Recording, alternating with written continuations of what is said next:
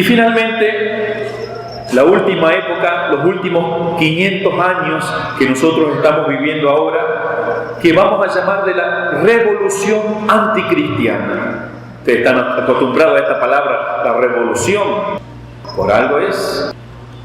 Primero, el cristianismo, después la cristiandad por 12 siglos y ahora la revolución anticristiana. Todo comenzó en el 1517, cuando Lutero, que tenía serios problemas espirituales, fue usado por los gobiernos para oponerse a la Iglesia.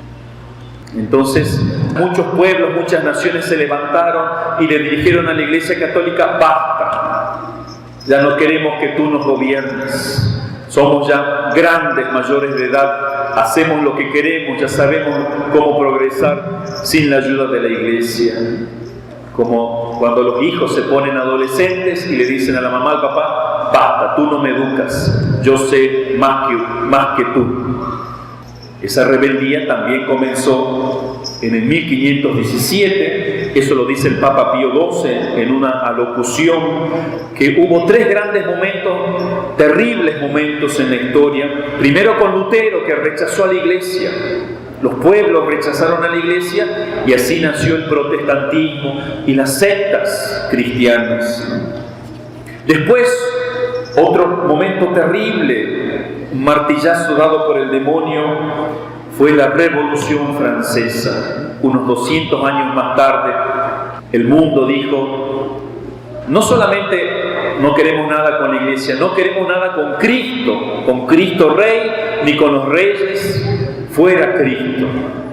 Nos vamos a quedar solamente con Dios, pero no el Dios trino, Padre, Hijo, Espíritu Santo, no, un Dios de la razón que nosotros podamos manipular y entender a nuestro modo. El supremo arquitecto, dirán ellos. Entonces vino el tercer martillazo del demonio 200 años más tarde, en 1917, el marxismo, la revolución rusa, que es hija de la Revolución Francesa. Acuérdense que Lutero se opuso a la Iglesia, la Revolución Francesa a Cristo, el marxismo se va a oponer a Dios. Ya no más Dios, vamos a arrancar a Dios de los corazones de los jóvenes, de las mentes, vamos a luchar. El mundo tiene que ser ateo, les guste o no les guste. No somos seres espirituales, somos pura carne, materia. No hay espíritu, no hay Dios, no hay vida eterna. Bueno, eso es lo que es la época en la que hemos nacido nosotros, en la época de las revoluciones. Por eso el cristianismo se ha venido tan abajo. ¿Y eso es tan malo? Miren, recuerden que en los 300 primeros años de la Iglesia hubo unos 7 millones de mártires.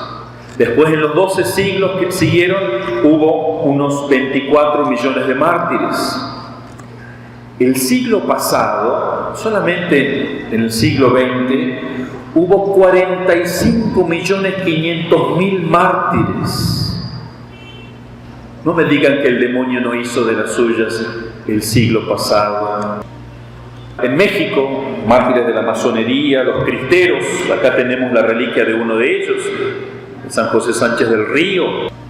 Los mártires del comunismo en la Unión Soviética, en Vietnam, en China, los revolucionarios de la Guerra Civil Española, del nazismo en Alemania y Polonia. ¿Cuántos muertos también a manos de los musulmanes en África, en Asia? Las herejías que nacieron en estos 500 años, los luteranos, los calvinistas, los anglicanos y todas las sectas evangélicas. El jansenismo, la masonería impulsada por los judíos, el liberalismo, el modernismo, el capitalismo, el laicismo, la usura que hay organizada y el nuevo orden mundial.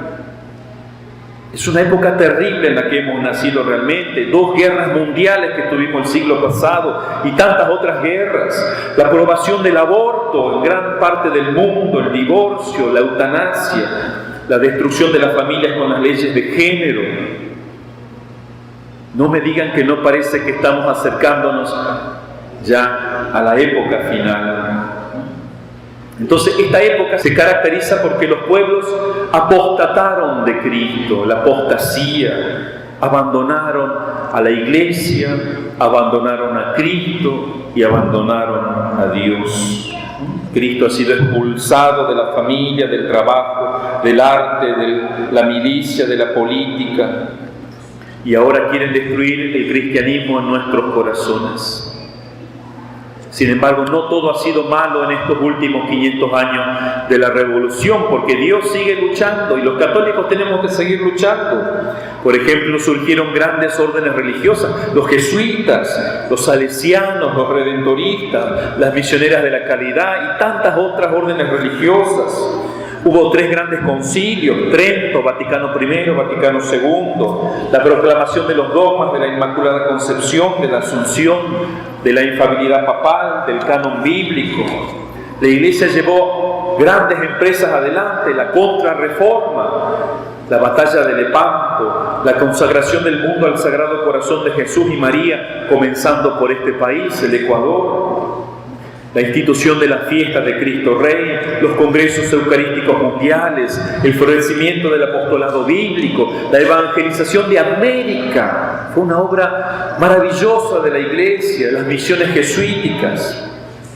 También Cristo se apareció muchas veces, el Sagrado Corazón, la Divina Misericordia, las apariciones de la Virgen, Guadalupe, Lourdes, Fátima, tantísimas otras apariciones, la medalla milagrosa, el Santo Escapulario. Ha sido época de grandes obras también, los ejercicios espirituales de San Ignacio, la subida al Monte Carmelo de San Juan de la Cruz, Santa Teresa de Jesús, Santa Teresita, las grandes encíclicas sociales de los papas. Grandes doctores de la Iglesia: San Juan de Ávila, San Francisco de Sales, San Alfonso María de Ligorio, el Cardenal Newman. Un Papa gigantesco como Juan Pablo II, un santo gigantesco como el Padre Pío, incluso un presidente de una vida heroica ecuatoriano, don Gabriel García Moreno, que murió proclamando: Dios no muere. Aunque lo quieran matar, estas revoluciones, a Dios no lo pueden matar. A nosotros nos pueden matar, pero si morimos por Él, triunfaremos. Entonces, termino con esto.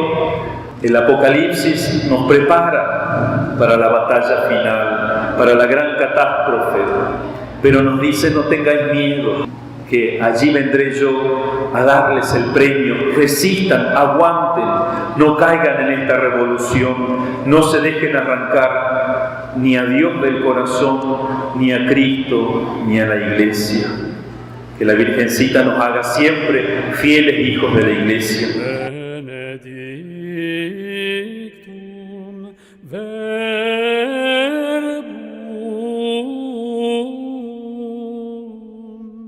quod incarnatum